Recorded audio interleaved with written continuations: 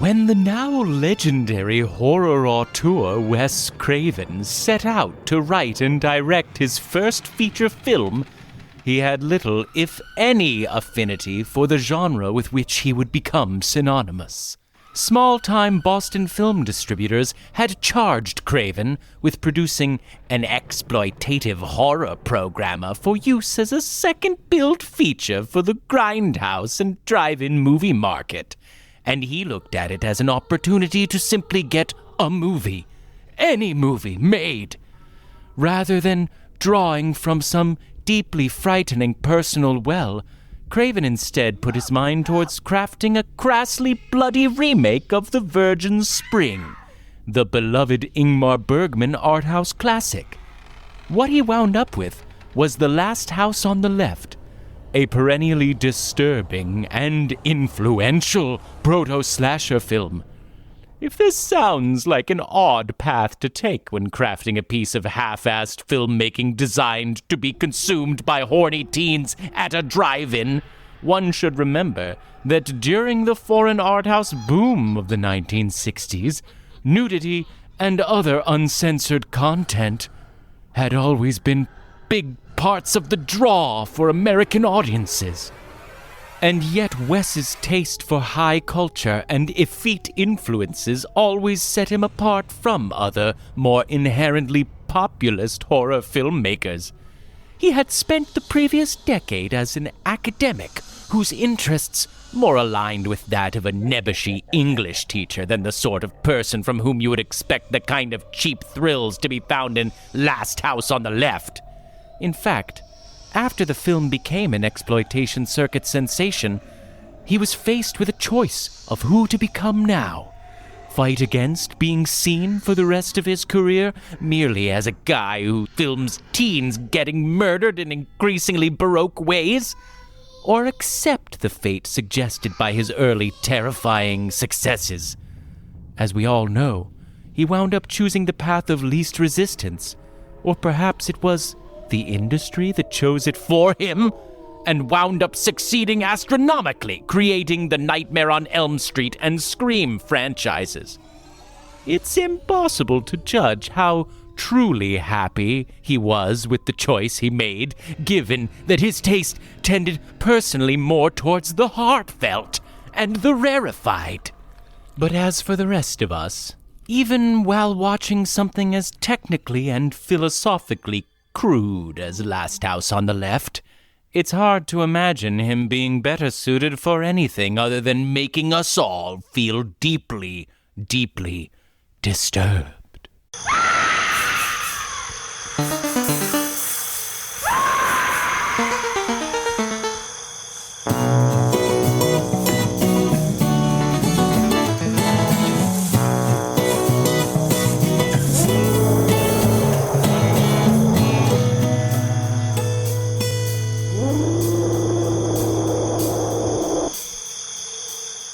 Welcome to Kale Your Idols, a new Hollywood podcast with your hosts, Sam Ludwig and Elena Gibson. This is a podcast about film. Primarily, we discuss movies, directors, actors, and writers known for their work during the New Hollywood era of studio filmmaking that began in 1967 with Bonnie and Clyde and The Graduate, and pretty much ended in the early 80s with One from the Heart and Heaven's Gate. For this episode, we are getting raw and nasty with Wes Craven's first feature film, The Last House on the Left. Yeah, we getting raw and nasty up in here. Heck yeah. That was nice phrasing, honey. Thank you didn't even ask me for help with writing that. You were just like, I got this. We're going raw and nasty. That's right. I channeled you, actually. Really? Do you feel like that was something I would say about this? I feel like, not necessarily about this, but you would use the phrase like raw and nasty. Yeah, I do like to get raw and nasty. You're right. Okay, speaking of being raw and nasty, trigger warning, we will be talking about rape in this episode. And spoiler warning, as usual, we will be talking about the ending of this film, The Last House on the Left, but we will also be talking about the ending of Ingmar Bergman's Virgin Spring, because this movie is a loose remake of The Virgin Spring, so we're going to compare and contrast. I think this is probably the easiest movie to summarize of any movie that we've covered from this period of often very complex and unusual plots. Would you say? Would you agree? Yeah, so go ahead, summarize it for us. Yeah, well, so basically these two young girls, it's 1971, they are going out to a rock concert. They get abducted by a group of escaped convicts who are all rapists and murderers, and they rape and murder the girls, and then the band of convicts, or sorry, should I be using a more sensitive term for them than convicts? Do they deserve to be treated sensitively? This gang of ne'er-do-wells finds themselves... No, wait, I think you could go a little harsh to the ne'er-do-wells. Well, but it's not even that important that they are escaped convicts. It's like they're horrific jerks. They're rapists and murderers. Yes, they're rapists and murderers. And they find themselves at the house of one of the murdered girls and are then killed by the mother and father of the girl. They avenge her death. They discover that these people killed their daughter, and they kill them. Sorry, you said that confusingly. The parents realize that these house guests killed their daughter, so they take revenge and kill those people. Yeah, right. Yeah. So it's a rape and revenge film. Yes, the rare parental revenge. A revenge-o-matic. This is not often, I mean, it's usually like you think of like a husband having his family killed and then he takes revenge. But this is like parents fighting back and in sort of domestic ways, right? Like they use household objects to some degree or themselves. I guess Taken is another example of a parent getting revenge. But he's got a very particular set of skills. These are just regular parents. Well, the dad's a doctor, which helps. Yeah, but they originally wanted the dad to fight back with a scalpel. Wes Craven originally imagined a scalpel murder, but then they were like, no, that's not cinematic. Let's do a chainsaw. Is this commenting on like doctors being cold-hearted? Do you think it is? That the dad's just like, okay, well, we're gonna kill them. Let me put my gloves on. Here we go.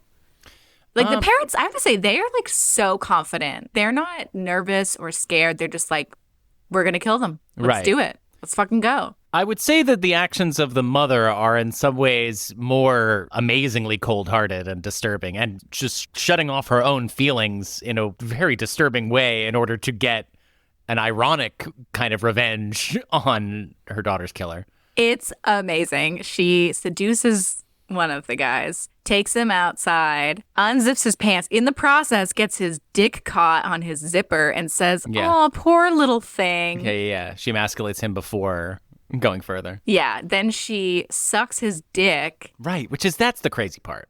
Yeah. To me. I mean, not like it's crazy to murder somebody, but like to be a mother and the first thought is you're like, okay, well, I guess I'm going to suck his dick and then cut it off. And then bite his dick off because she bites his dick off after. Yeah. Well, the thing to remember this here. This is hours after their daughter's murder. The important thing to remember here is that this movie was intended to be originally a hardcore porn film because Wes Craven, he made hardcore porn films prior to this. You mean, well, he worked on one with his producing partner, Sean Cunningham. Wes Craven made hardcore porn films? He did.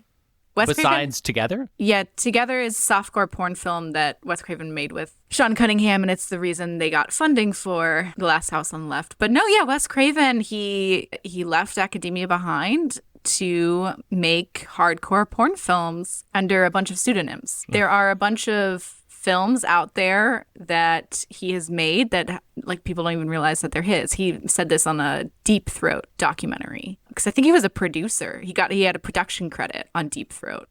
But one reported pseudonym is Abe Snake, under the name which he made porno films Angela and the Fireworks Woman and Car Hops. If that means anything to any of our listeners, it doesn't mean anything to me. But yeah, he in fact cast Fred Lincoln as Weasel, one of the bad guys, the one who gets his dick sucked and then bitten off. Fred Lincoln, he cast because he'd worked with him before in pornography films or he knew him from the pornography world. So Fred Lincoln is super prolific in the porn world. He directed 310 films, produced 42 films, and acted in 64 films, but only a few of those were mainstream. Is that prolific in the porn industry, though? I feel like those people crank that shit out. Like, I feel like that's like a mid-level productivity career. Like, he can be proud of that, but I'm sure if he'd worked a little bit harder, he could have made more.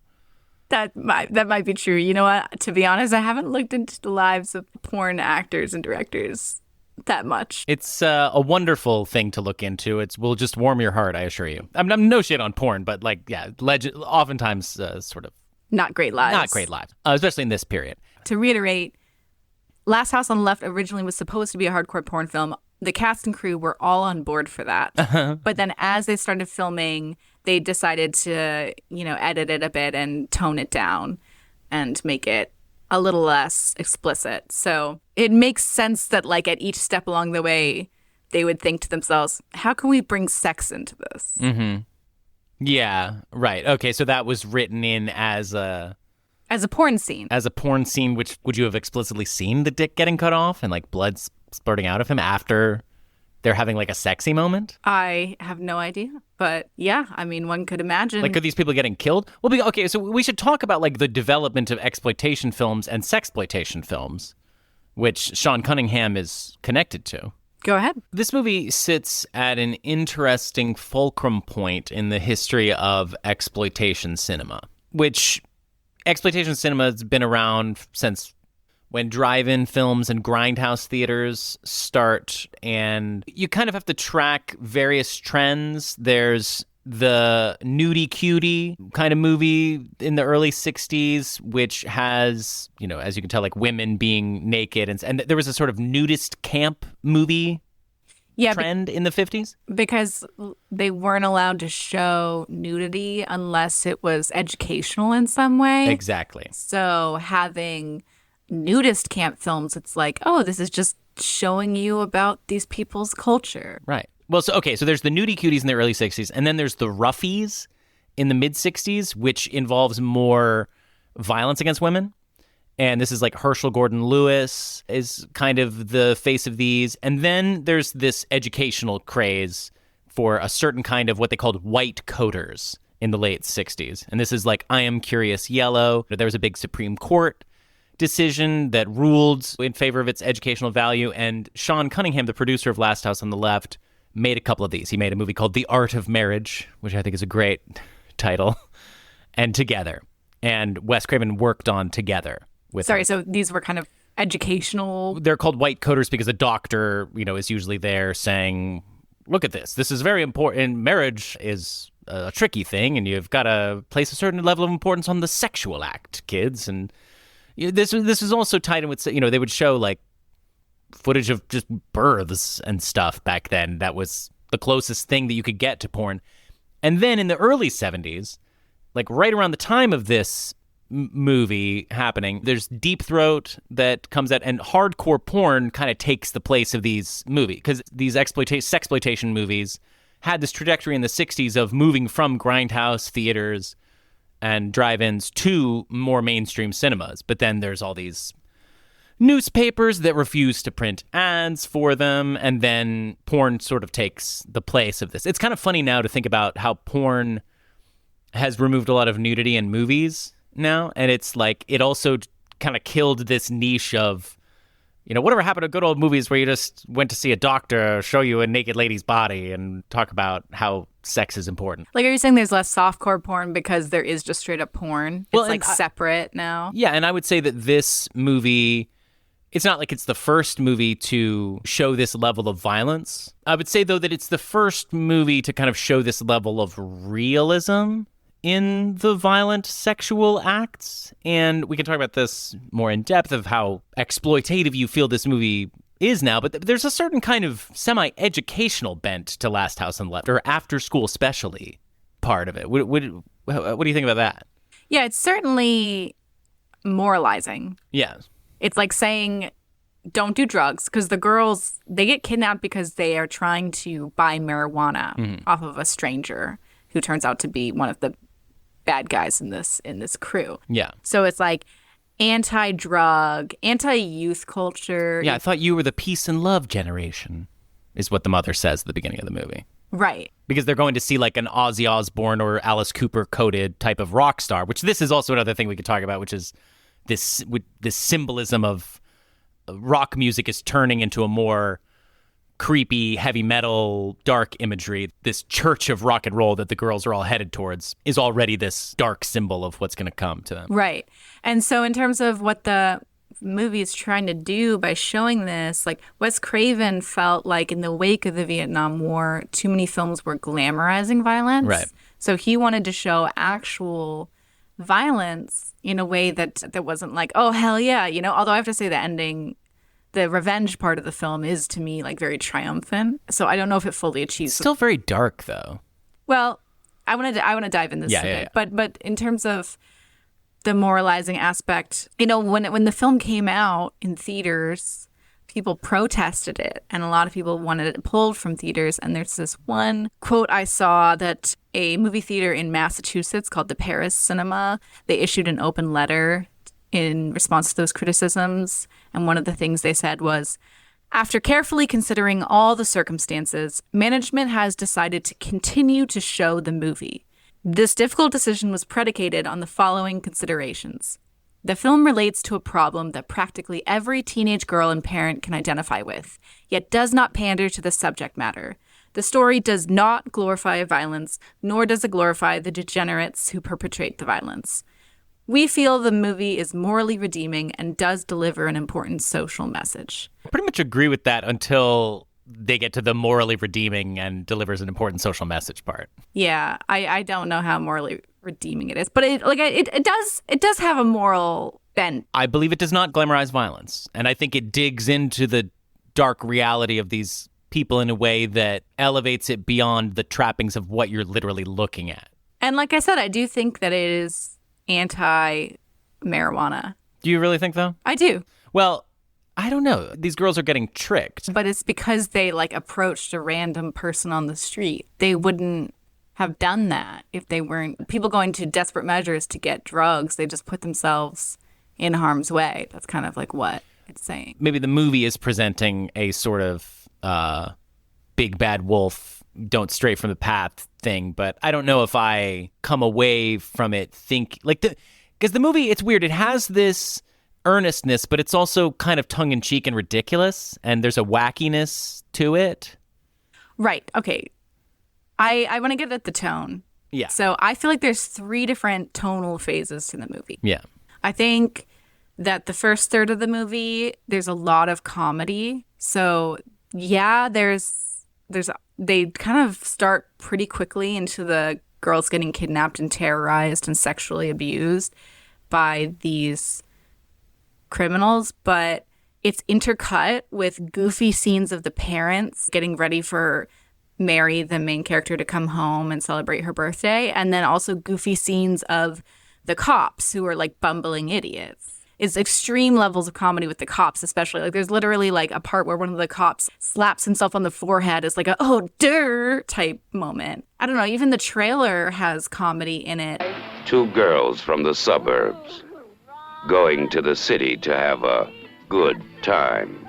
Right. But everything is treated sort of lightly and talkily. I would say it's kind of a talky movie. There's a lot of long scenes and long conversations where the criminals will pontificate, they're cracking each other up, talking about, do you think Freud was the greatest sex criminal ever? And they'll have these joking conversations about, you're a chauvinist dog. You mean chauvinist pig. These are jokes. You're identifying with the killers having these philosophical conversations. Yeah. In a way. I guess it's cheaper to make a movie like... Right, yeah, exactly, yeah. It reminds me a lot of John Waters' films, a lot. A less tightly written screenplay. So that's the first phase, I think, of the tone is there's a lot of violence and sexual abuse, but it's weirdly comedic and light. Yeah, and can I just say that when you hear this early radio broadcast that's describing this band of hoodlums... They say they're drug pushers and rapists. They killed a priest and 2 nuns. They have an illegitimate son, and they've hooked him on heroin in order to control him. There is a young woman with them who is reportedly young, strong, and animal-like. You already feel this John Waters thing. And this was an influence on John Waters. He explicitly quotes the trailer from Last House on the Left, it's only a movie, in his film Cecil B. Demented. And you really feel it's got a campiness creeping in. Totally. Right before the girls get abducted, they're getting ice cream. Yeah. And it's the most over-the-top Ice cream wholesome before thing. a rock concert. Yeah, and it's like so wholesome, and there's literally like la la la music playing over Well, top. the music is a whole ironic level that deserves its own thing. But yeah. Okay, so that's the first phase of the tone. And then I do think it gets genuinely disturbing Yes. when they kill the girls. I think that's the moment when it switches. And it disturbs even the killers. Right. They have like looks of guilt Yeah. on their faces afterwards. Yeah. Yeah, which is the same in Virgin Spring. In Virgin Spring, after the three brothers kill the girl, it's just one girl they kill in Virgin Spring. They also look guilty, and Which is good. they should, as they should. You know, I like to think that they would. Yeah. So that was more disturbing. And at that point in the movie, I thought it was over. And we took a quick bathroom break, paused the movie, and I saw there was 30 minutes left. And I was like, what? Like, what's going to happen? Do you remember what your guess was? Yeah, I remember because, okay, I did not know it was a rape and revenge film. Like, I did not know that. My guess was that the girls were going to come back to life. Yeah. Which would be cool. Because there was like a graveyard during Phyllis's murder scene. So I don't know. I thought maybe it was like a haunted graveyard or something. I think I was just hoping for more of like a Halloween feel to the film. What if in this they had a spooky spring that arose from the sight of their dead bodies? Like like a creepy spring. Because in Virgin Spring, Yeah. underneath the Spoiler. body of the girl, like when they lift her up, a spring erupts. Yes. Sort of a where the red fern grows kind of ending. Yeah. And it's like the voice of God, Yes.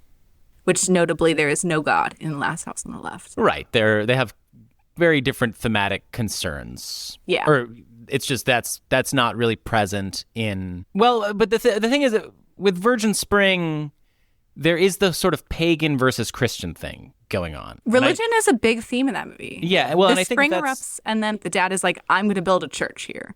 yeah. After he's questioned, how could God have sat by and watched this happen? And I guess God's response is, what do you want? I made a spring. Come on. Well, you want a spring? Does that make it better? But in Virgin Spring, they're going to the church to give the candles for not Matins, because Matins has passed.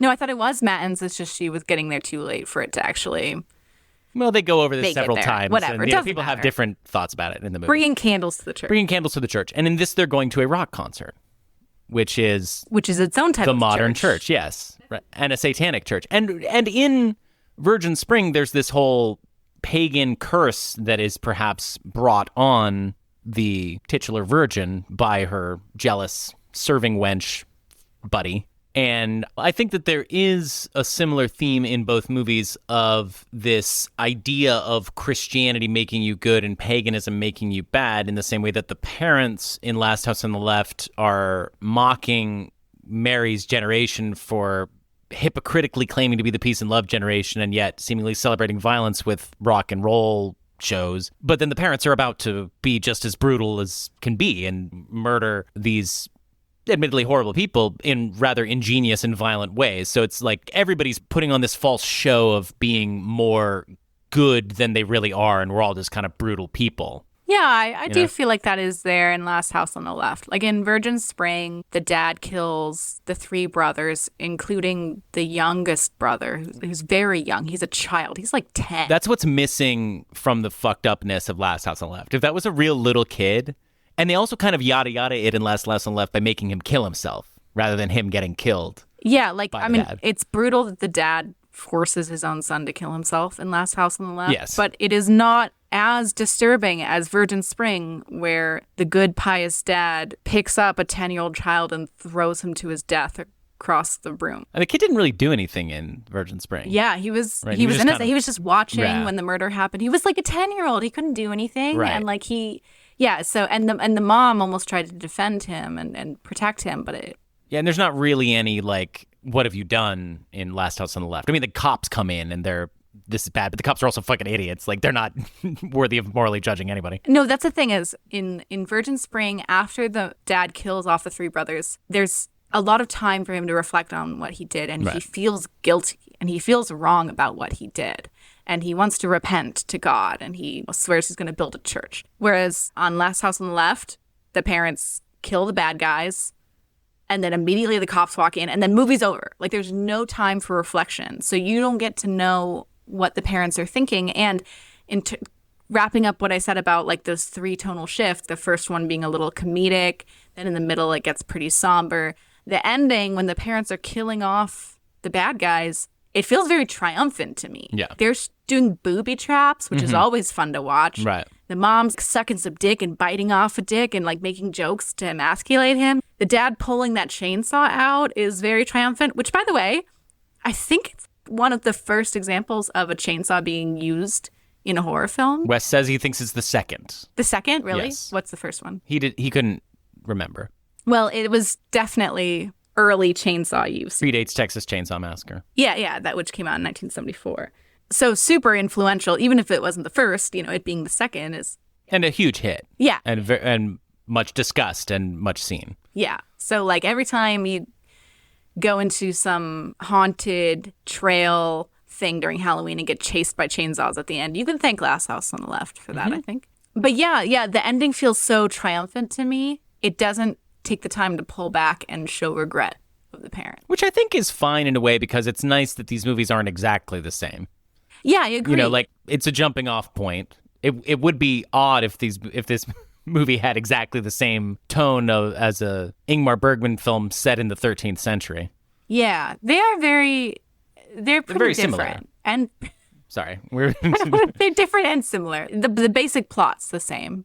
Right. The summary that I said at the beginning was more, you could kind of swap in both movies. Yeah. Except one's in a castle. Yeah. And I think, like, in both cases, it's unexpected that the parents take revenge. In Virgin Spring, it's unexpected because they're super pious. Mm. And in Last House on the Left, it's unexpected because they're so wholesome. Well, yeah, and like because you didn't know anything about what the movie was, you thought it was very odd that it kept cutting back to the parents in the beginning. I thought it really undercut the tone because, like, you're seeing the girls be sexually abused and then you're having light comedic scenes of the parents. And even though it does get somber in the middle, I had heard that this movie was super disturbing. And Roger Ebert says about the film, because he's one of the few critics who really liked the film. Mm-hmm. Siskel did not. But Ebert gave it a 3 out of 4 stars and said it was about 4 times as good as you'd expect. But he said that Wes Craven's direction never lets us out from under almost unbearable dramatic tension. And I totally disagree, because I think that the intercutting between the parents and the cops and then the music totally disrupt the dramatic tension. And I found the movie actually kind of light, and it kind of went down easy. Like, I definitely wasn't scared by it. Yeah. And I also wasn't that disturbed by it. Yeah. There's, I looked at a Reddit thread, and there was a person who posted something that was along those lines of, am I crazy for not finding this so disturbing? And of course, everybody on Reddit is like, oh, yeah, you're fucking crazy. You gotta understand, in the time of plays, this is so, and other people are like, I just watched this the other day. I've never been more freaked out in my life. And on the one hand, I could see that. But on the other hand, I don't really understand. It's hard for me to understand this weird sensitivity that fans of horror have sometimes. Like, I'm not really frightened by things. And this movie is disturbing, and yet it's not very gory. Like, it's kind of gory. But it's also, I didn't feel that it was particularly exploitative. Me neither. Or, people talk about it's like, oh, it's so gross and male gazy. And, like, sure, it starts with a shower scene. Yeah. But I kind of felt that it was sort of tasteful. I agree, because, like, okay, obviously, for the time, within the context of when it came out, clearly it affected people. Yeah. Like, people were very upset by it. They were getting in fist fights over it at the theaters. And they, like, some people demanded that they, like, destroy the reel. Right. Projectionists would cut up the film themselves. And so then it became this issue for film archivists to try and find the most complete version. And they'd ask one another, like, oh, how cut up is your copy of the film? And they'd be like, oh, it's not as bad as some others. Like, every version you watched was a different version depending on what theater you were in, because the projectionists would make their own decisions about what scenes they should and shouldn't leave in. So clearly It was disturbing for the time, but given that the only thing I knew about it was that it was super disturbing and it was a sexploitation film. A video nasty in Europe. Yeah, in exactly. England. Yeah. One of the infamous video nasties that was banned from home video in UK. The rapes happen off screen. Yeah. Or one of them is entirely off screen and the other one you just see her face during it. And yeah, it wasn't nearly as violent as I thought it was going to be. You do see some intestines and you see a severed hand. But I thought it was pretty tame. And to be honest, I thought the rape scene in Virgin Spring was way more hard to watch. Certainly struck me as, wow, this is 1962. Right. And they're showing this. Yeah. And it was quite explicit. It was. And it really goes there. And you know, it's got this, they murder her with a big branch. They just like strike a blow. It's like an Into the Woods when Jack's mom gets killed, and they just strike a large blow with a branch and she's dead. And it's hard to describe what, you know, we're talking about this in a way that's going to be hard, I guess, to understand. Because it's like, obviously, we will say this to some people and they'll be like, what the fuck are you talking about? You guys are sick weirdos. But I think that what disturbs people about it at the end of the day, because there's no denying it's not the most violent film ever made. What disturbs people about it is the sort of long cuts or the long master shots where you see events play out in a documentary style, realistic way. The actress who played Phyllis improvised the whole part with her and Sandra Peabody where she's like where they're forcing them to hook up with each other. And where she's like saying like, just look at me. It's just us two here. And she improvised that and everyone was kind of like, this is seeming very real. Like she's experienced something like this before. And that she was from a background where she had a kind of, she related a lot to Phyllis and was sort of from the wrong side of the tracks and had experienced a lot of disturbing shit in her life. So I think that there's something about the unflinching reality that comes from Wes Craven. He had worked in documentary film. He'd worked with D.A. Pennebaker, and the modus operandi for those films at that time was never shut off the camera. Keep it relentlessly on the action. And again, he was also influenced by the Vietnam footage. Yeah, and I have read on Reddit, and I wasn't able to confirm this from any other source, but I had read that the film stock they used for when Phyllis gets killed, it was the same type of film stock that they use for Vietnam newsreels. Mm-hmm. It has a strange snuff film quality to it. Also, this is something that it is such a shame that this kind of low-budget movie doesn't ever get made. I do think the grainy footage has a viscerality when you're shooting this kind of cheapo exploitation film that, like, shooting something on cheap digital or on an iPhone, maybe I'm wrong here, but it doesn't feel like you're watching something as personal or that you shouldn't be watching in the same way. Does that make sense? Yeah. But, I feel like a shot on video would feel that way. Yes. So it doesn't have to be film necessarily. Well, that is film. That's different than digital. No, I think shot on video might technically be considered digital. Really? It's not film. What is it? It's video. It's tape? I don't know. Well, it's tape. Tape, I guess. But that's still like a physical thing. Yeah, sure. That has a grain to it, doesn't it? I don't know. We are not really qualified to have this discussion as film podcasters. But anyways, yeah, it definitely does have like that film low budget quality. You feel like you're about to see something really crazy any second. Yeah, and it feels like the type of film that your friend gave you and was like, you gotta watch this. Which is what they were going for, and it's also kind of created this thing, this idea. There's just kind of a weird mystical quality from the title on down. The title, Wes Craven didn't like the title Last House. He was wrong. He was wrong. He was going to call it Night of Vengeance. They were going to call the movie Sex Crime of the Century or Krug and Company. The original title was Night of Vengeance for the script. But then a marketing specialist suggested Last House on the Left. And Wes Craven thought it was bad. But yeah, that's a much better title. But why? They talked about it seeming sinister. To me, which it is sinistral. To talk about something on the left. What? The word sinister comes from sinestral, which means left-handed, which is, people used to... So is this kind of a left-handed discrimination inherent that we all have? Like, it's on the left. Jesus fucking Christ, that house is over on the left? It's the last one? I think you're just talking bullshit now. I'm just wondering. I'm asking questions. Yeah, I mean, we've got a lot of prejudice against left-handed people. We're finally stamping it out. I think the title makes it seem way more of a spooky movie than it is. Sounds like a haunted house. When we watched it, it's October. We're trying to do a spooky thing. Mm-hmm. We're covering a horror film. But how do you think this movie succeeds in being like a Halloween-y, spooky film? Right. I was about to ask what your question really was, because I don't really feel that it's a horror film, but I do think that it's an appropriate movie to talk about as a podcast episode for our Halloween month. Because horror is such an important thing in new Hollywood movies. We just did Rosemary's Baby a couple of episodes ago. We could have done that during Halloween.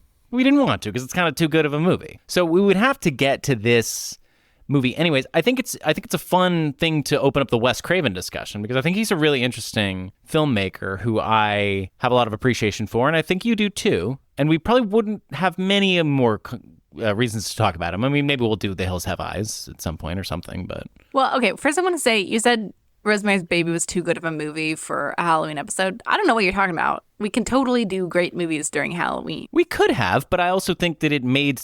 Like, it would be weird if we did Last House on the Left not as a Halloween movie. I disagree, because I actually don't think it is at all Halloween.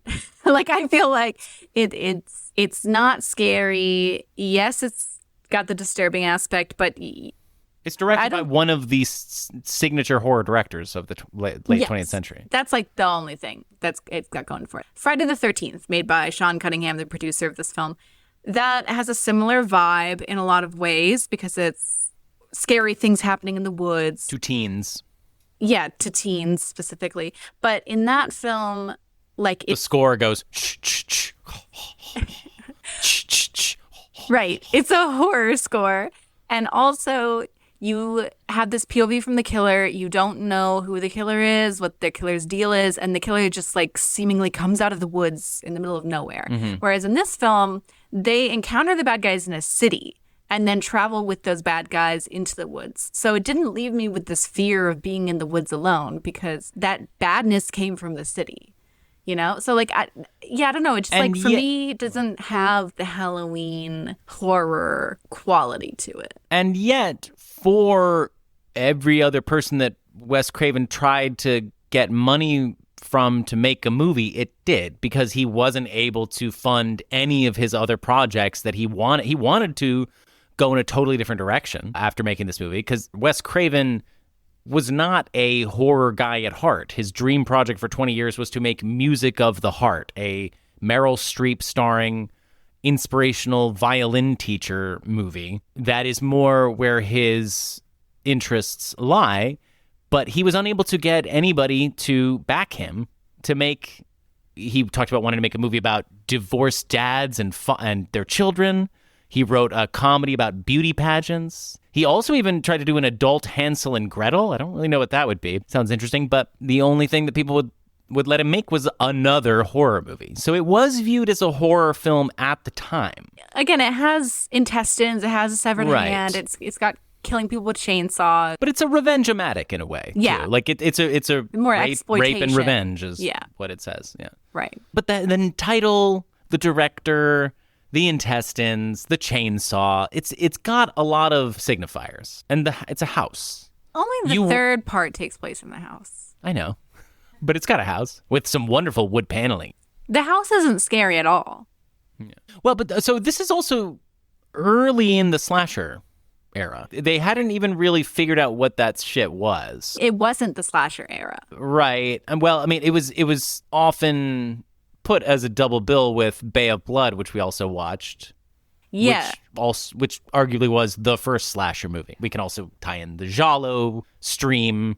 This movie exists at the intersection of a number of different trends in film. Bay of Blood, actually, it went under so many different titles. Yeah. Bay of Blood, that's directed by Mario Bava. It was really fun. Yeah, I highly recommend it. That does have the more horror and slasher. That's like very slasher. Far more disturbing gore, and yet less realistic. Oh, yeah. So thus...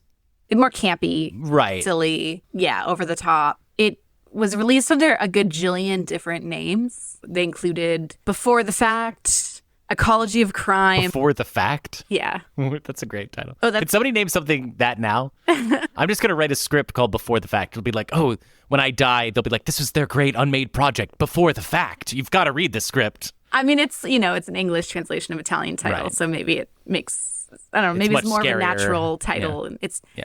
Antifatto in Italian. Ecology of Crime, because they're going for a whole like ecology thing with the bay. Yeah. And all that. Chain Reaction, Bay of Blood, Twitch of the Death Nerve. Twitch of the Death Nerve is the best. And then it also was called Last House on the Left Part 2. Yeah. Last House Part 2 Yeah. or New House on the Left. New House on the Left. Which is funny because it's like, it's definitely not a sequel at all to Last House on the Left. Like, they are very different. They could have called it like Last House on the Bay. Yeah, I guess so. This is a movie all about a bay. But yeah, so they were double billed together. And a lot of other movies also borrowed titles that riffed off of Last House on the Left. So back to it being a great title. You know, a lot of films took advantage of that title to try and get other people to watch them. It's a shame we don't have more movies trying out different titles now. I guess you have a theory that those Christmas movies do that. Oh, yeah. Yeah, I've noticed that Christmas movies will change their title on streaming platforms. And I think it's just to get new people to click on it. But why not do that with, I mean, there's so It's many annoying. there's so many Netflix movies that don't make an impact, that nobody ever fucking watches. Why not just retitle it? I bet they do. Yeah, but they probably fucking do, and nobody even knows. Nobody knows, yeah. But I was wondering, that double bill of Last House on the Left and Bay of Blood, is that one of the most influential horror double bills out there? Because, like, Friday the 13th has a kill that's straight out of Bay of Blood. Yes. And does the POV from the killer the same way that Bay of Blood does. Obviously, Friday the 13th, super influenced by Last House on the Left because Sean Cunningham involved in both. Yeah, which I never even thought about. Sorry, just to jump in. Like, so Sean Cunningham directed the first Friday the 13th and also a couple of others entries, including he was involved in Freddy versus Jason, which I never even thought about the fact that They were friends. those guys fucking knew each other. And, Yeah. Anyways. Yeah. They're like, hell yeah, let's do another one together. It would have been such an easy collaboration. Right, exactly. But yeah, Last House on the Left, Bay of Blood, both super influential. So double billing them together in Right. 1972 at a grindhouse or drive-in movie theater, like, damn, that's cool. And the marketing campaign, too, for Last House on the Left is legendary, although it is arguably not the first film to use its famous tagline. Which is, To avoid fainting, keep repeating to yourself, it's only a movie. Only a movie. Only a movie. Only a movie. I mean, so good. But yeah, it might not have been the first, but probably was the most famous version of that. This is an incredibly successful film. Yeah, because it was a Financially. $90,000 budget, super low budget, but it made $2.3 million. And you can clearly lay this at the feet of the marketing campaign and the title, because they tried it with several different titles, including Sex Crimes of the Century, which you would have thought would get somebody at the door. No, I mean, that just does sound like a boring, Generic. like, nudie cutie or something Yeah. like that. But Last House on the Left, it has a kind of classiness. Yeah, it really does have more of the horror thing, which, like you said, this was kind of like at the intersection of different movements in film and horror coming about. So it kind of helped shape the direction that horror films were going to go in through the title and through the content of the film. Well, yeah, and Wes Craven is this person who exists at this kind of high art, low art nexus, 'Cause too. he's I an think. intellectual. Right. Like, This movie's based on fucking a Bergman movie. yeah, like Ingmar Bergman, that's like, And kind of Rashomon, too.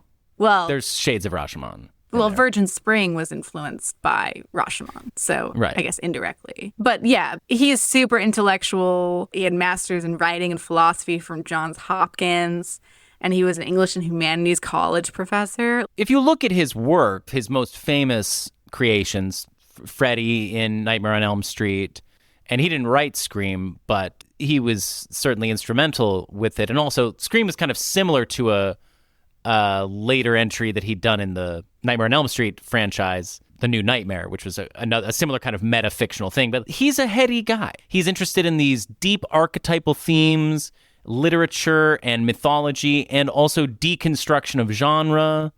Yeah, I mean, and in terms of, we've talked before about how New Hollywood is influenced by the European art house Yeah, here you in the go. 60s. And Wes Craven has explicitly said that he's influenced by a lot of European art house directors, like obviously Ingmar Bergman, but also Louis Buñuel, Fellini, Jean Cocteau, Francois Truffaut. So like these influences are all right there. Yeah, but he's a literary guy too. He's an academic. Did not have the early childhood relationship to American films that, say, a John Carpenter had, where you can really feel like the John Ford Western influence on John Carpenter. Wes Craven didn't see any movies until he was a senior in college because he was from a strict Baptist background that thought movies were sinful. And he snuck away to go see To Kill a Mockingbird, and it changed his life. There is just something so big about, like, if you watched movies as a kid and loved them, that made you, I feel like, more of a populist film fan. Yeah. And then the opposite is true if you didn't watch that many. And like, for example, like I didn't really become a real film fan until college. And I can't help but wonder if that's why I took more of the art house path. Whereas like I know people who loved Indiana Jones and Star Wars growing up, and they have a bit more of a populist taste still. No, that's a great point. I mean, and it's kind of, Paul Schrader had a very similar trajectory as Wes Craven, where he was, strict Calvinist background and then only saw movies when he got to be an adult. And I know that some people believe that that is what made his movies feel less visceral and more intellectual exercises, and Craven, I would say, is a great marrying of the two. What do you think about him as a director? Like, what do you think about his films in general? Well, he's your paradigmatic case of a person who got trapped as a horror director, but I think that he filled that niche very comfortably. The movies that he made were horror films that still managed to stretch the medium. I prefer Wes Craven's straight horror and slasher movies to John Carpenter's straight horror movies. In a way. With John Carpenter, I love The Thing and Escape from New York more than Halloween, for example. But with Wes Craven, the best stuff really is like Scream, Nightmare on Elm Street. We just went to this film marathon. Do you want to talk about that? Yeah, I'm going to plug it for anybody in the San Diego or SoCal area. Every year, Film Geeks San Diego hosts this event called Secret Morgue, where they have a movie marathon that's 6 movies, and they don't tell you the title until right before you watch it. It's super fun. It always happens September, and each year is a different theme. So this year it was Satan. Satanic Panic. Satanic Panic. Which kind of ties in. Like, this movie has a bit of a whiff of a Satanic Panic feel. Definitely. There's definitely some Charles Manson stuff going on. But so what they do is they before they tell you what each movie is going to be, they show you 3 trailers for other movies that are clues to what the movie might be. And they showed us the movie The First Power, which was kind of, we didn't really love that movie. But one of the clue trailers was Wes Craven's Shocker, which I had forgotten about. And that is just such a wild movie that I would love to watch sometime. The first 15 minutes are kind of a straight ripoff of his own Nightmare on Elm Street, but then it goes through about 10 different other genres before it gets to the end. And that's just him making a really interesting horror movie. So I feel Nightmare on Elm Street is not ever going to be my favorite thing of all time, but you gotta respect it. And Scream, I really love. And he's made tons of movies that I think are really cool. And even this movie, I have a lot of respect for, in a weird way. I actually haven't seen that much Wes Craven. Yeah. Because I've seen Red Eye, which, you know, just some random movie he made that isn't horror. And I thought it was fine. Should I retell my Red Eye story again on this? Because this might be the only time to... I feel like we've mentioned Red Eye before on the podcast. Have I told this on... But go ahead and retell it because, you know, who knows if everybody listens to each episode. Yeah, so is this going to... Like, I wonder if it was a previous Halloween episode or it's just going to be every October I retell this story. But, so the Red Eye trailer was, I think, a much-seen trailer at the time. And when you find out the premise that it's Cillian Murphy is holding this girl hostage on a train, holding Rachel McAdams, excuse me, not on a train, an airplane. On an airplane. I'm so sorry. It's a red eye flight. And, you know, the trailer closes in on his eye, and then his eye turns red, and then that turns into the title, Red Eye, right? And I remember leaving this movie with my girlfriend. We just watched it, and there was a group of middle schoolers who were behind us, and they go, man, that movie was bullshit. It had nothing from the trailer in it. That dude didn't even have a red eye. Yeah. Yeah, it's funny. You don't think that's funny? No, I do. No, it's just classic. That's like the 10th time I've heard you tell that. I'm sorry. Story. No, but that's the life of the podcaster. That dude didn't even have a red eye. I feel like you did line delivery better other times. I love that movie had nothing from the trailer in it, because obviously everything that you saw in the trailer was in the movie. Right. So anyway. Except for the eye turning red. Because they were right about that. Right. It was like that Guess Who, the game thing where they would have to do the disclaimer at the end of every commercial. It's pictures do not actually talk.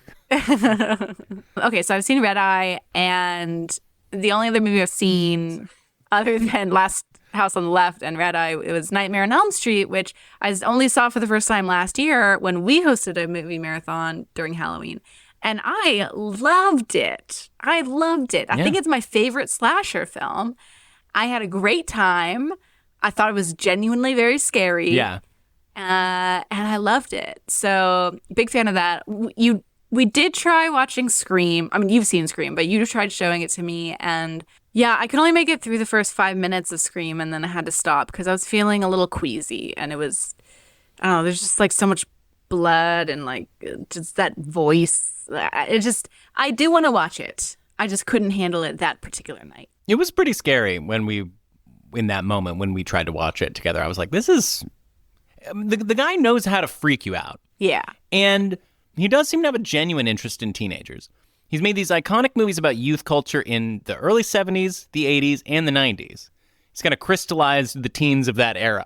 Do you think it's because he was a professor, so he just like observed a lot of teens? Or I guess, people just coming out of being teens? I do think that he finds adolescence to be deeply profound, and he's not just using it as a kind of shorthand for like this kind of person is especially vulnerable. Most of his teen characters have a kind of strength, which is then getting challenged by the killer, I would say.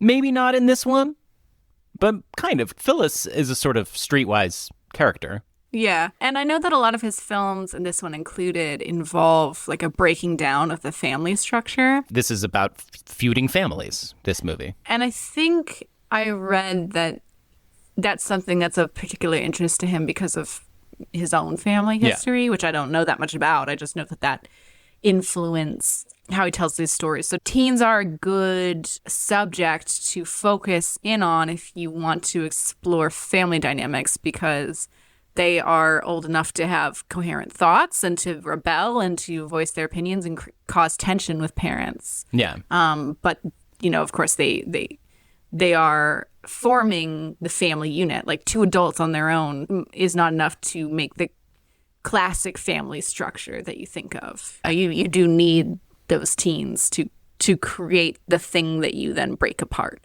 Yeah, that's a great point. And the family revenge thing, this is present in all of Nightmare on Elm Street and in Scream.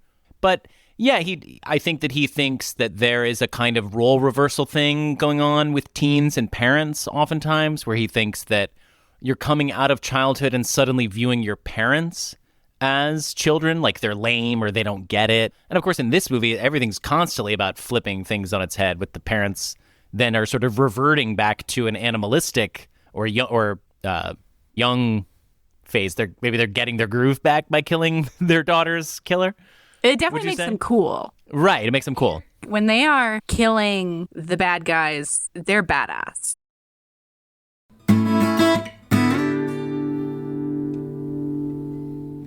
There's also a lot of like feature, not a bug stuff going on with the low budgetness as far as the ways that they're killing the people. The whole just the shaving cream on the ground, that's just born, the father sprays shaving cream outside of a door, and that's just because like they couldn't have, that was probably just like all they had around. But it makes for a very interesting image. If you're digging for symbolism, you can see this. It's like shaving cream is like the iconic dad accoutrement. Oh, the thing to make you look professional as you're going to work in the corporate world. Right. And now you're using it to do a really base, violent act. Yeah, and also just a cheap thing you have around to shoot a movie with. So There's certainly a kind of magic that I think Craven is capable of tapping into. And I know that he was letting a lot of stuff just kind of play out with this and seeing where it was going. And this is his first shot, and he didn't really know what he had. And this is him discovering a sort of power within himself. He talked about after they shot Phyllis's death, they all broke for lunch. And he was like, oh my God, I can't eat anything. And then he looked around at everybody else and nobody else could eat anything. And he was like, oh shit, I think we got something. Yeah. In terms of him capturing, some sort of magic and figuring shit out as they go, like they only shot for 7 days. I know, it's insane. It was crazy. Yeah. And it was very guerrilla style. Like they would show up at a location and start to film, and then they would have to leave because people would be like, hey, you don't have a permit to film here. You're destroying my house. Get out of here. And Fred Lincoln, who played Weasel, one of the bad guys, said that nobody knew what they were doing on the set. I'm sure Wes Craven would be like, okay, fuck you. I was figuring stuff out, but I still did a good job. You know what I mean? Yeah. But they did a lot of practical effects, because they had to. So like Phyllis's intestines, those are condoms filled with like blood and sand. Mm-hmm. When Phyllis pisses her pants, like the actress is just actually pissing her pants. Which that would be so hard. I know. I could. And, that's one of the things that made it look realistic is when she's pissing her pants, she like hunches forward. Yeah. And I'm like, yeah, like I think I'd have to try and do that to make myself piss my pants. Like kind of making me feel like I'm sitting down a little bit on a toilet or something. That's my go-to example for something that you can't force yourself to do. Yeah. And that chick did it. Good job. And they used a real chainsaw, like with the actual teeth on the They would have been chainsaw. put in jail if they did anything like this in a real movie. David Hess is crawling away from this chainsaw in bare feet, and it's like waving over him. The terror on his face is real. And then I think another thing that adds to just how heavy the scenes felt is the bad behavior that happened on set. Yeah. Because Sandra Peabody, who played Mary, she was bullied by a lot of people on the set. Like Mark Scheffler, who played Junior, like the son, who was one of the bad guys. At one point, he threatened to push her off a cliff if she failed to hit her mark again. But she was especially bullied by David Hess, who played Krug, the guy who's the father to Junior. Mm-hmm. And Wes Craven said that there wasn't that much acting happening during the violent scenes between Hess and Peabody. And David Hess, he was trying to do this like method acting thing. And so was she. She said that she felt like she wasn't as prepared for the role as she wanted to be. And she was very upset while filming, but she felt like she wasn't able to channel that into her performance. So she wasn't actually happy with her performance. But David Hess, I mean, he would like threaten them with knives and say, lock your windows at night or I'm coming in, And he had said once that when they were filming the rape scene that he like actually got physical with her during it because like she couldn't do anything about it once the film was rolling. Yeah. So that's just fucking disgusting. I read that and I was like, what the hell does that mean? And I can't believe he admitted that. Right. It's just so And this is a guy who was then very upset about how much this role and the advertising posters with him in it changed the way that he was perceived in public. I mean, I think he like mostly just got roles as like rapists afterwards. But yeah, assistant director Yvonne Hanneman said that filming the rape scene was like a very upsetting experience, and Wes Craven had to like comfort her afterwards because she was so upset with how uncomfortable it was. So yeah, I'm sure that. And here we are talking about how this isn't a very disturbing movie to watch. Right. I'm sure all that bad behavior on set contributed to the disturbing nature of the film in a way that is bad and, shouldn't have happened. On a different note, Grateful Dead tie-in. Yes, please. So Sandra Peabody, she was an established actress. She'd done some New York theater. She had been in Stop the World, I Want to Get Off in New York and done some other off-Broadway shows. And she was in the only production of the musical Tarot, which had music written by Tom Constantin, the second pianist in the Grateful Dead, who was there in the 1969 Primal Dead era and famously left the band to go make the musical Tarot. What do you mean the second pianist? Well, so Pigpen was the organist, but then they brought in a second pianist Oh, Tom Constantin, who was a friend with Phil Lesh. They'd gone to music school together. And then later they bring in Keith Godshaw as the second pianist. that was a very indirect Grateful Dead tie-in, but I'm glad that you had it. No, you never hear about fucking tarot. It's so obscure there isn't even a Wikipedia hyperlink. That's how you know it's obscure. Yeah, but so Tom Constantin, he left the band to make the music for a musical based on tarot, which kind of sounds like a good idea. Or maybe, obviously, an insane idea. Because are you going to go through every single card, at least in the major arcana? Or yeah, I mean, I can imagine. Have a song for everything? Or are you just going to have all these characters play? Like, what even is this musical? I don't know. Nobody knows. Speaking of music, let's talk about the music in the movie. Yeah, it's very odd.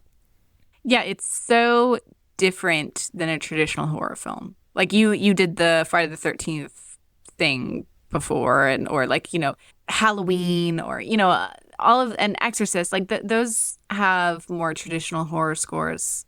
Those all come out after this right. movie, so right. But even before, like, I think that we just did Rosemary's Baby, and that had a real like la la la la. Right, and this movie, the music is like bluegrass and folk rock, but dark songs at times. And this kind of contributes, I think, to the after-school special vibe in a way.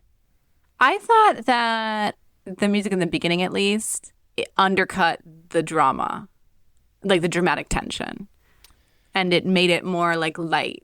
I thought it upped the camp value. I thought so too. But there's like a theme song for the Krug and his crew. Let's drop that right now. Oh, Weasel and Junior, Sadie and crew, out for the day with the Collingwood brood, out for the day for some fresh air and sun. Let's have some fun with those two lovely children, then off them as soon as we're done. The music was written for the film by Stephen Chapin and David Hess, the actor who played Krug, who was in the music industry. Yeah, and was a singer. Like, he was one of the first people to record All Shook Up, I think, the Elvis song. Yeah, like he co-wrote a lot of songs with Elvis, one of them being All Shook Up. Yeah, so he was like involved in the music industry. And he was kind of a hot guy. He had a certain sex appeal. Yeah, I want to say he, not only did he help write the music in this film, he also is the one singing it. But yeah, I think he's pretty, he's got a thing. Like, kind of a star, he pops hard in this film. Like, for sure. He's clearly bad behavior on set. I don't condone that, but I think he does a good job in the movie. He's charismatic and his face works. And I'm surprised he didn't have more of a film career afterwards. Yeah. At one point, there's a similar to Clockwork Orange kind of reminiscent moment where the girl, what's her name? What's the girl in the crew? Sadie. Where she sings Singing in the Rain. Right. In the bathtub. I think there's a purposeful, casual loosening of morals. There's always something dark and sinister beneath all rock music and folk music. And again, it touches on this high art and low art intersection thing because, the Bergman movie was based on a 13th century Swedish folk ballad, right? Yeah. And I think there's sort of supposed to be a folk tale aspect that is carried through into Last House on the Left. Yeah. And like, you can imagine like this tale being sung. Oh, Mary and Phyllis went, like, it's like almost a nursery rhyme kind of thing. Yeah. I want to play a clip of the ballad performed by this like Swedish metal band Falconer. So here that is.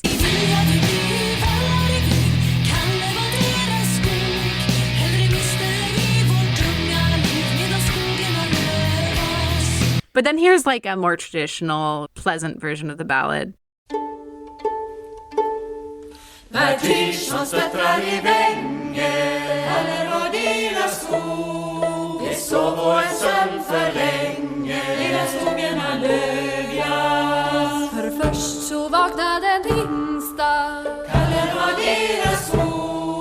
Yeah, sorry, I just have a quick question though. And maybe we could look this up right now, and maybe we will, maybe we won't. But is early Swedish more easily understandable and readable to modern Swedes than early English was?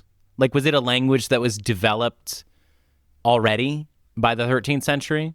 Because like if we try to read, Beowulf, it's like indecipherable. I never really thought about this, but like how indecipherable is Spanish from the 13th century or Swedish or any of this stuff? Because I feel like a lot of that stuff had already kind of developed, but I really don't know.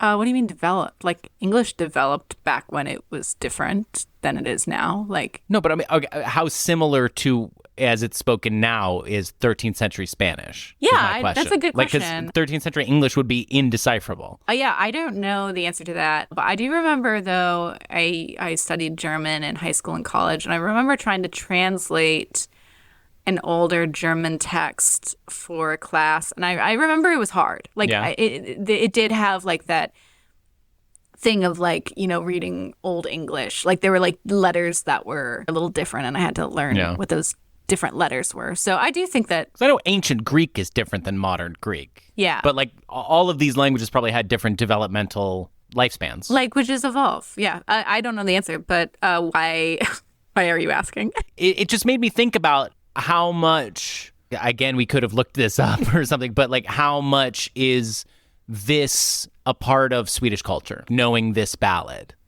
In the way that I wouldn't say that a lot of 13th century English ballads have made their way into modern culture, but Shakespeare's a couple centuries after that.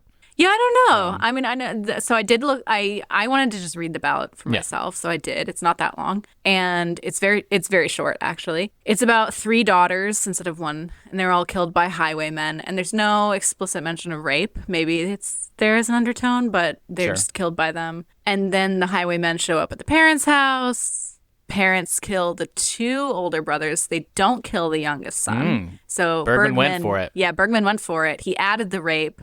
And he added killing the youngest son.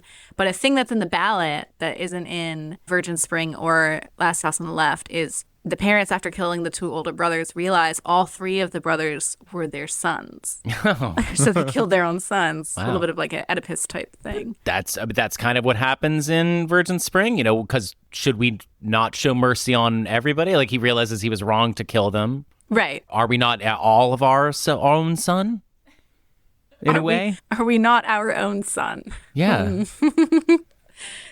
Sam's asking the hard-hitting philosophical questions. Mm-hmm. But I want to just bring up, when we talk about New Hollywood, we often talk about violence in film. Yeah. Like films being way more violent than usual. Right. And we put everything in the context of film history, which is a relatively short history. Yes. And so we think of like that extreme violence as being a more modern thing in art.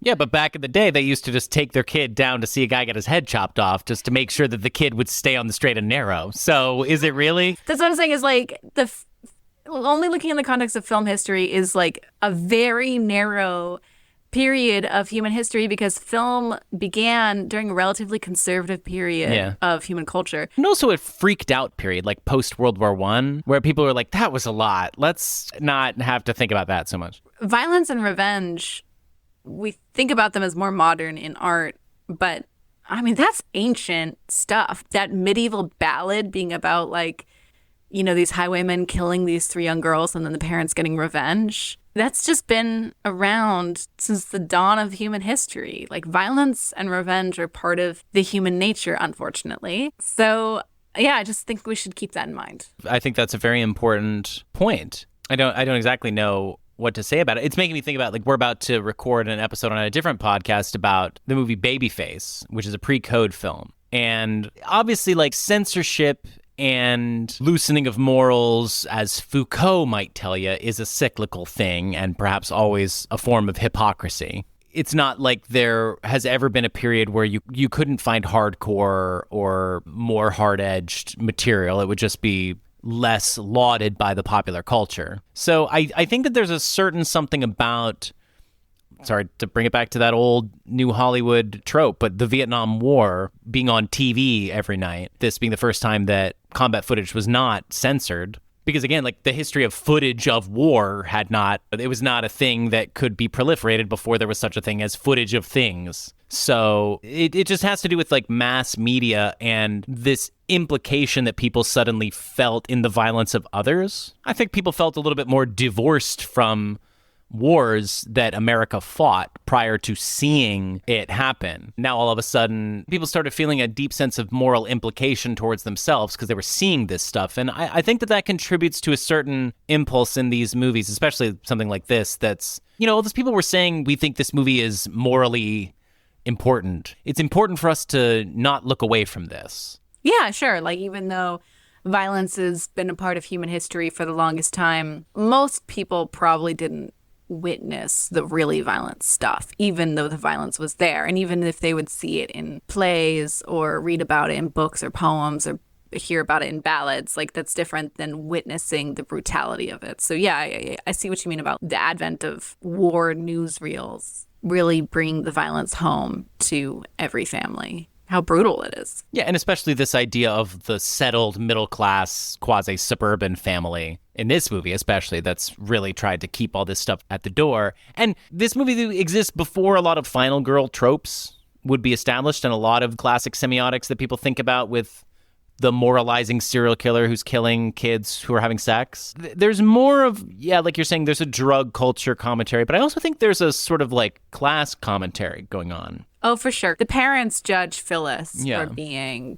from the wrong side of the tracks, for sure. And when they go to an area that she feels comfortable with, they are not safe. Yeah.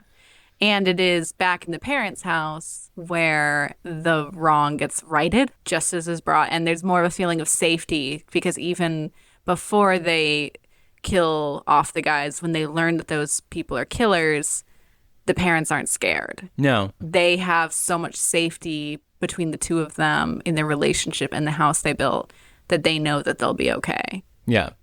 Whereas in Virgin Spring, I think there's a certain kind of implication that the resentment of the lower classes is kind of what causes the tragedy. Right, because the highwaymen who rape and kill the daughter are struggling to get by and definitely depicted as lower class. And then the daughter, she had, as you mentioned, there's this serving wench who is a pagan and she was knocked up by somebody and feels unfairly ridiculed for that. And so she kind of wishes that upon the perfect little princess daughter. And doesn't help her.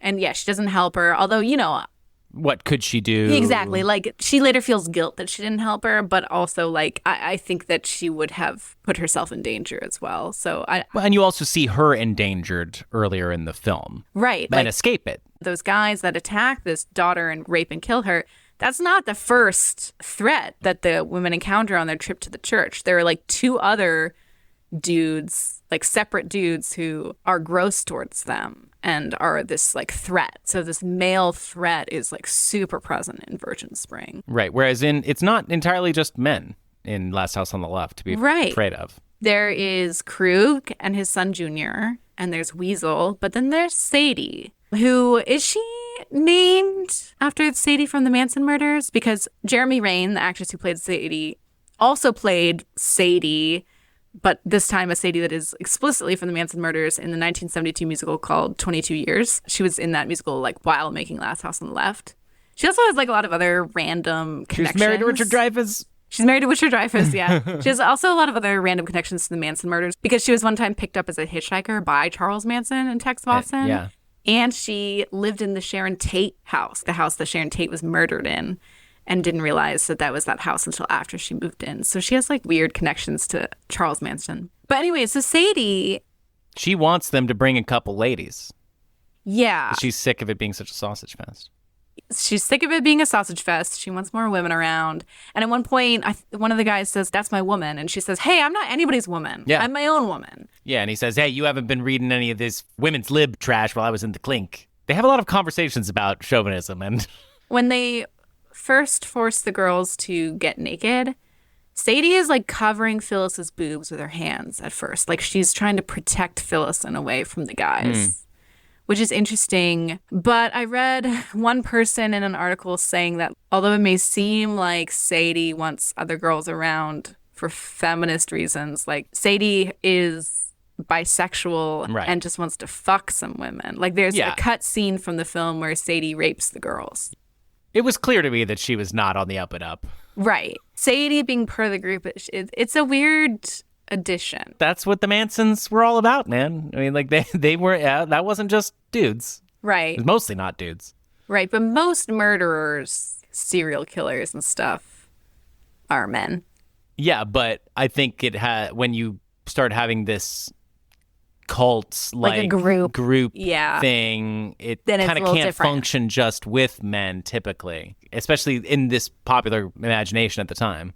Yeah, Because and of the Mansons. Yeah. And in the world of film, of course, Bonnie and Clyde. Yeah. Super influential with having a female involved in the crime sprees. I think it really adds a lot to it. It's more interesting. It is. And these criminals are kind of intellectuals. They're having a number of conversations about highfalutin concepts. They talk about Freud. They talk about what would the worst sex crime be. They talk about chauvinism. Like, they're not just talking about pissing and shitting and or what, Right, as the normal people only talk about. Well, no, I mean, like, they are shown having these conversations about the meaning of what they're doing and the meaning of being criminals and stuff. Yeah, which makes it more disturbing. Makes it more disturbing, yeah. All right, the only other actor... Oh, well, I do want to say Mark Scheffler, who plays Junior. He seemed familiar to me. He's really good at making the ribbit sound. Uh-huh. And that's all I have about him. Okay, I thought you were about to tell me he was, like, in some classic movie or something. No, I think that he didn't really do anything after this. Well, he seemed familiar. I think the one who went on to have the biggest career afterwards was Martin Cove, who played Deputy Harry, like the stupid policeman. He's done Cobra Kai. And Karate Kid. I know, but he's still around. Right, he's still around. Yeah, he's John Kreese in the Karate Kid and Cobra Kai. He's one of the big antagonists. He's like the head of the evil martial arts dojo. But I hate his character so it's much. pretty lame. But yeah, so all the actors were unknowns that were cast. And remained so. Yeah. Yeah. Although a lot of them were actually pretty, like Sadie, she became a producer. Yeah, she's a producer. And Sandra Peabody was a producer right. afterwards too. They actually did pretty good. David Hess was multilingual, so he did a lot of dubbing work in Germany and also translated shooting scripts. So, they kept working.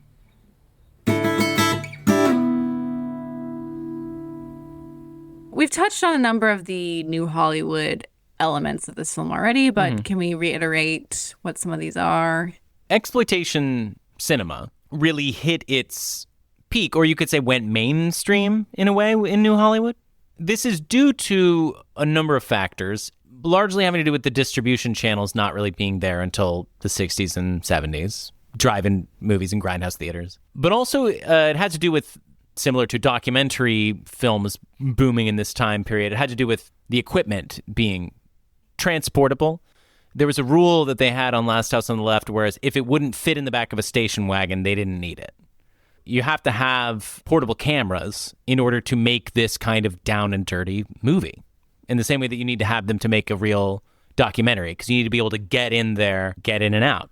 And Wes Craven's philosophy for how to shoot this movie was he wanted to shoot it like a 5-year-old coming into the world of adults and seeing them fight or seeing something disturbing that you couldn't totally understand. Wow, that makes it more disturbing, doesn't knowing it? that was his intention. Yeah, which it has this kind of it's obviously a voyeuristic film, but it does have this kind of confused camera working where sometimes it doesn't quite know what to focus on, and then it catches whatever's about to happen, and that's what leads to some of the more shocking moments. Like, let's say Phyllis's death, which I think that sequence is pretty scary. The machete coming out in the frame, and I think my eyes were closed during that part. I just heard you'd be like, "Oh, is that intestines?" Yeah. So yeah, it's got that level of violence. I would say, despite our hand waving at how disturbing the movie is, I think it's a effectively violent piece of period cinema. Yeah, and the grittiness, like gritty violence, realistic sexuality, obviously, darkness, like the dark ending, even though it is a triumphant ending, in my opinion, in terms of the tone. It is still dark because it's like ending with murders. Yeah, right. You're probably not ever going to have seen prior to this a movie in which this kind of Leave It to Beaver family gets its hands dirty in this way. It's kind of exploding this Ozzie and Harriet or Father Knows Best idea of like a 50s household. Right. It's a breakdown of that family structure, tying into what you just said. I mean, again, I kind of do feel like it's a moralistic cautionary tale in some ways. On the one hand, that might seem like that's not a New Hollywood thing because we sometimes think of New Hollywood as capturing the youth culture, but it's like capturing the youth culture through films, which sometimes is not always made by youth. There is sometimes this criticism of youth culture in these New Hollywood films. Yeah, we just talked about this with Friends of Eddie Coyle. It's this post-Altamont curdling of the hippie idea, where hippies suddenly start to become something a little creepy and dangerous to people. As mentioned before, New Hollywood's very influenced by the European art house movement, and that's definitely obviously the case for this film, given Wes Craven's, as we'd mentioned, him being influenced by Ingmar Bergman, obviously the Virgin Spring remake, and then people like Fellini and Truffaut and stuff. Yeah, what do you think about that? I mean, I guess you can't copyright a 13th century ballad, but, well, first of all, did Ingmar Bergman ever say what he thought about this movie? I don't think he commented on it. So unfortunately, we don't know. I feel like he would have liked it. Yeah. Well, he said to Sondheim, when Sondheim was bringing him to see their musical adaptation of Smiles of a Summer Night, A Little Night Music, Sondheim was very worried about, he perceived it as a sort of broader or less deep telling of the same story. And he was like, I know that yours, this is not like anything compared to your film. And Bergman stops him and he says, please, it's fine. They have nothing in common. These two works just have the same story. And Sondheim said, I'll never forget it. After all, we all eat from the same cake. That's lovely. Yeah, right. No, and I think that totally applies to this. Like, they are the same story, but they're totally different movies, like totally different experiences. And that's my favorite type of remake. Yeah. Great remake. Yes, it's a really great remake. More people should remake Bergman's stuff. It seems like each time they do, it's awesome. There's more than just Shakespeare out there, people. There's other stories have been told that could be repurposed. Let's see, other New Hollywood things. The little detail of being anti-cop. I thought that was like capturing... Cops are fucking idiots. Something at the time. I loved that scene where the cops need a ride to go to the house to save the girls. And this truck full of like young people pulls over as if they're going to give them a ride. And then right when the cops walk up, the young people like drive off and laugh and say, we hate cops, yeah. And it's like, it's exactly like that scene from Pink Flamingos, right, where Divine pretends to pull over for a military hitchhiker and then like flips him off or something like that, pretends to run him over. I don't know. Except they came out the same year, so it's not like one influenced the other. They just both did that same thing. They really came out the same year? 1972. That's crazy if they came out the same year. I guess people were just doing that back then. That was just a thing. It's like coning. You remember that coning trend? No. Where people would like get ice cream cones from a takeout window and then they grab it from the top.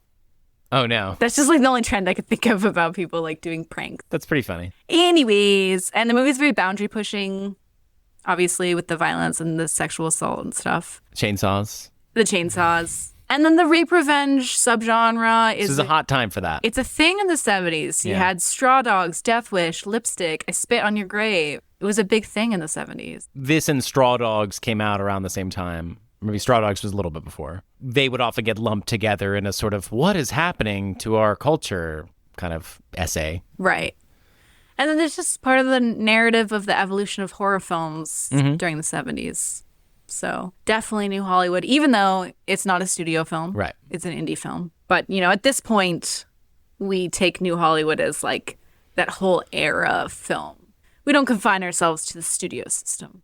Well, yeah, and this was just like a real hit in the popular consciousness, possibly in the ways that other movies weren't. This would be one of the more well-known grindhouse exploitation movies. This has had a life. I mean, obviously because it was directed by Wes Craven, I guess, is the main reason. But it also just at the time, it made a real impact.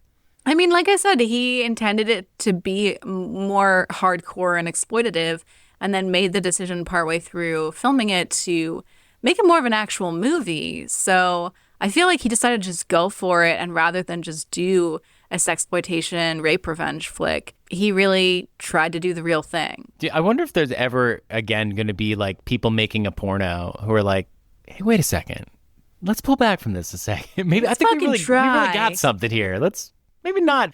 They would probably always be like, I think we're still going to make this a porno.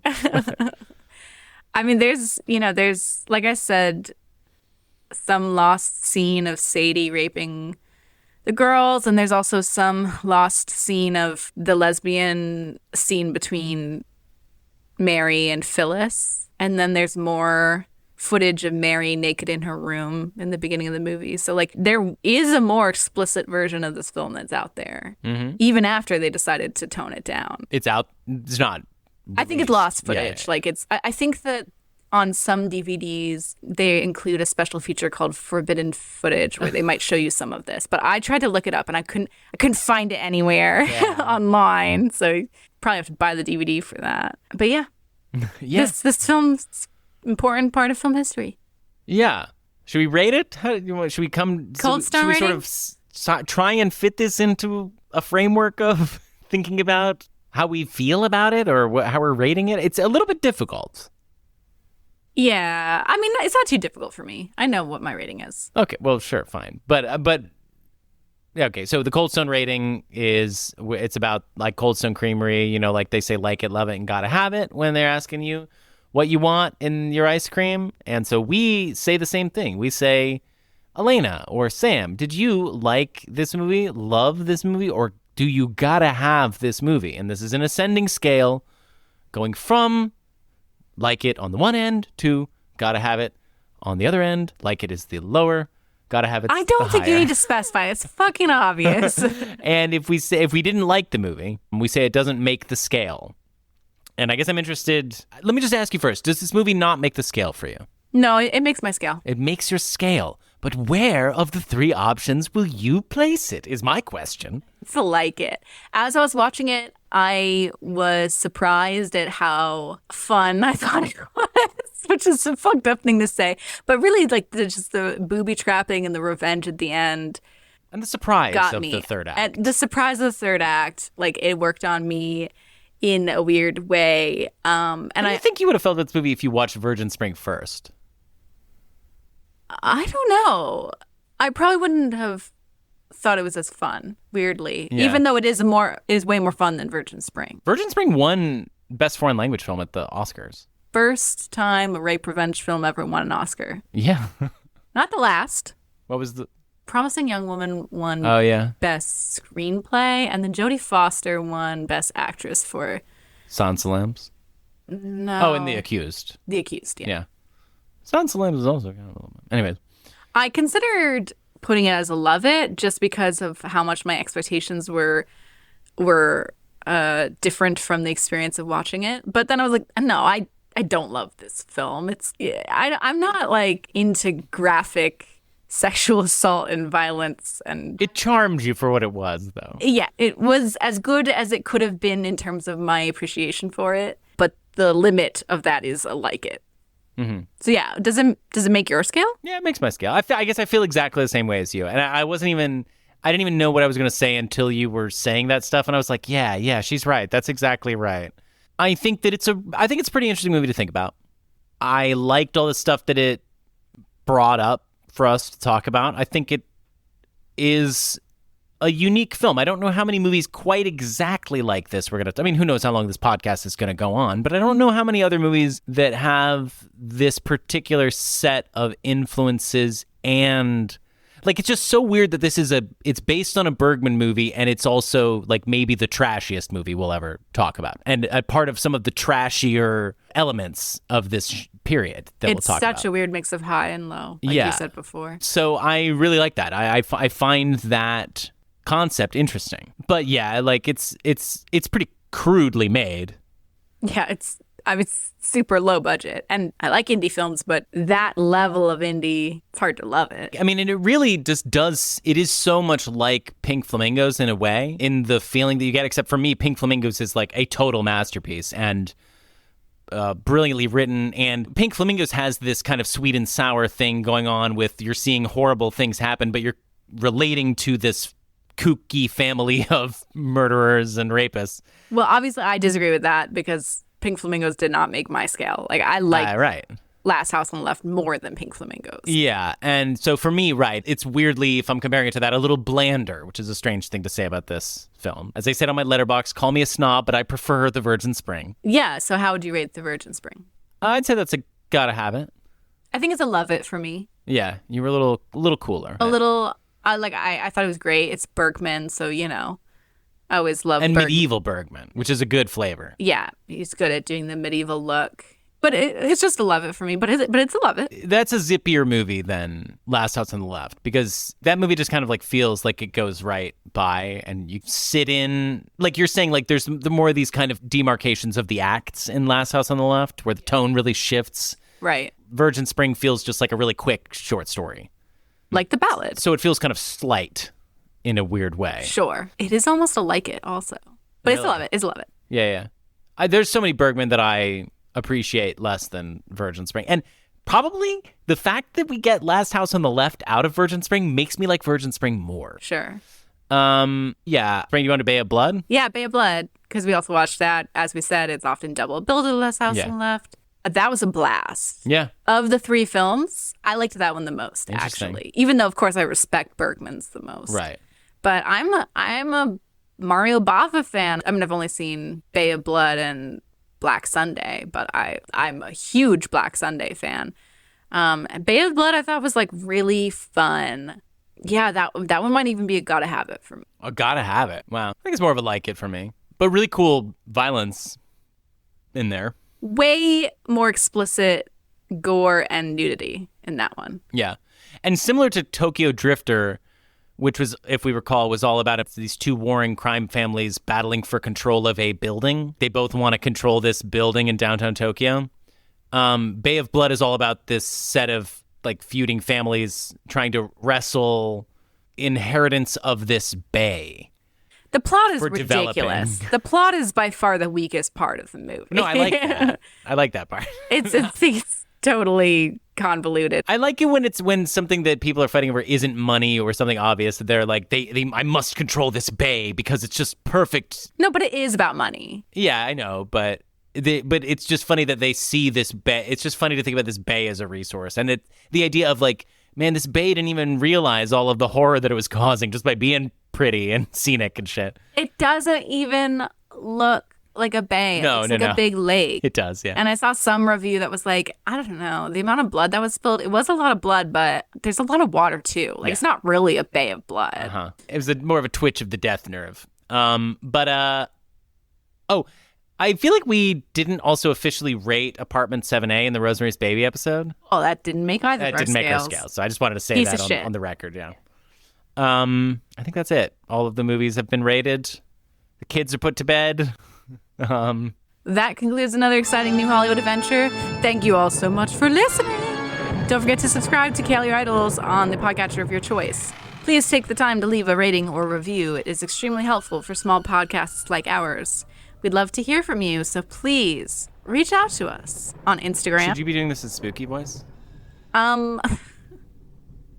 Fine. I wish this movie had been more Halloween. Yeah? I want to say I was a little underwhelmed with the October spooky feel. But we'll make up for it next episode. Yes. Okay, so we want to say thank you to the Illuminator for our logo, and thank you to ourselves for everything else. Would this frighten you? This voice you're doing? Would you feel frightened if you heard somebody doing that voice? I prefer the spooky feel of Halloween more than the scary feel. You don't want to just have like a, hey, little girlie, listen to our next episode. No, I hate that gross, like, crude male voice being scary thing. There's a certain I hate Wes that. Craven thing where he loves to have like a character be like bitch and stuff, and like I don't that's like that. frightening. Yeah, I don't love that like stuff that either. Yeah. And that's like what I didn't like about The Exorcist. yeah. So I'm doing my spooky voice. Okay.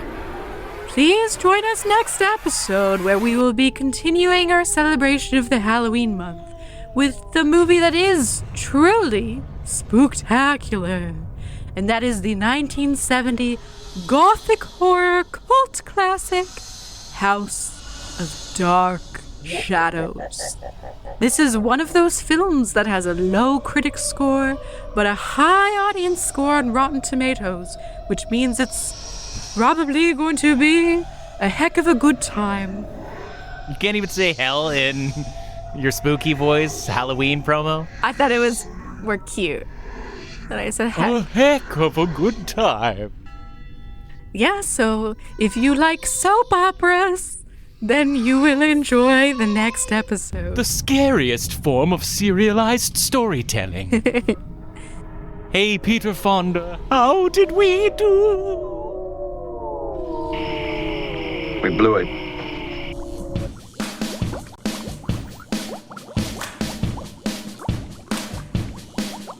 I was watching a film with my movie brat friends, and as it went on, we all started to sense it was challenging current social mores, as well as our involvement in foreign wars. And it was MASH! Robert Altman's MASH! Altman's MASH! A commercial smash! The film was MASH! At Cannes it made a splash! The movie MASH! Brian De Palma left the film disappointed. Jane Fonda agreed that the scenes were disjointed. Dennis Hopper said he'd enjoyed it a ton, especially the parts with Sally Kellerman. In that film MASH! Robert Altman's MASH! Altman's MASH! The commercial The smash! Queen for MASH! At Cannes it made a The splash! movie MASH! The Schraders were having fun. John Milius brought his gun. The group included both O'Neills, Tatum, and Ryan. The scene began to turn disturbing and crazy when Ashby stole coke that was brought by Scorsese. Jessica Lange didn't stay too long, saying this night is as wild as the remake of King Kong. Better than MASH! Robert Altman's MASH. We just seen MASH! It grossed a ton of cash. Top is MASH! Marty asked, where's my stash? Check with Halash! Margot Kidder admitted it hadn't been her cup of tea. Nothing but a hodgepodge of sexist imagery. Just a collection of comedic stunts. And why are all the characters talking at once all throughout MASH? Robert Altman's MASH. Altman's MASH! With critics quite the smash. Critics said yes! Some thought the hype was rash. They found it crass! The party went on till the early morn. Catherine Ross had much to say to Rip Torn. What did I think of MASH? I'll give you a clue. You can read it in my old New Yorker review. Review of MASH! Robert Altman's MASH. Altman's MASH! A stylistic smash. Some thoughts on MASH! Curse words went by in a flash. Fuck made us splash! By the way, I should have mentioned this all happened on Halloween.